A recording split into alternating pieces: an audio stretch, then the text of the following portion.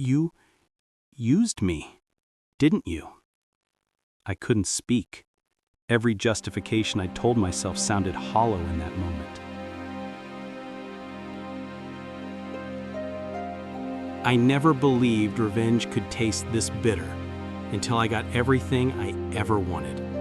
My name is Ethan Cole, and 3 years ago, I married the daughter of the man who ruined my family, not out of love, but out of vengeance. Let me take you back to where it all started. When I was 22, my father lost everything. His company, Cole Innovations, was crushed overnight after a hostile takeover led by Marcus Hale, one of the most ruthless businessmen in New York. Marcus didn't just take the company, he humiliated my father, calling him a sentimental fool who didn't belong in the corporate world. Within months, my father's reputation was destroyed. He had built that company for 20 years and died 6 months later from a heart attack. I watched him fade away, powerless. I swore on his grave that I would make Marcus Hale lose everything the same way he made my father lose everything. But I didn't have money, power, or influence, just a burning need for revenge. 5 years later, I finally got my break. I built a small tech consulting firm from scratch. My clients grew, my network expanded, and one day, Hale Dynamics, Marcus Hale's billion-dollar empire, hired me as a strategic consultant. That was my way in. That's when I met Lila. She was his daughter and my assigned assistant. Lila Hale wasn't what I expected. I thought she'd be arrogant, entitled like her father, but she wasn't. She was kind, sharp, and had this warmth in her voice that disarmed you before you even realized it. The first time she smiled at me, I forgot, just for a moment, why I was there. We worked late nights together. She'd bring me coffee, tell me stories about growing up with a father who was always too busy to notice her. She laughed easily, but carried a sadness she never spoke about. I told myself it was all part of the plan. Getting close to her would open more doors to her father's empire. I was doing this for my dad. But I was lying to myself. Because somewhere between strategy meetings and shared laughter, I started to fall for her. 6 months later, she confessed she loved me. I should have walked away that night. Instead, I kissed her back and said the words I never meant to say. I love you too.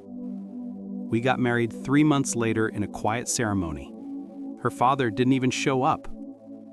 But that didn't matter to me, because by then I was already inside his empire, deeper than he ever realized. I used Lila's trust to access confidential files, financial reports, secret partnerships. I found what I needed: proof that Marcus Hale was laundering money through offshore accounts. It was my father's revenge, served cold. I leaked everything to the authorities anonymously.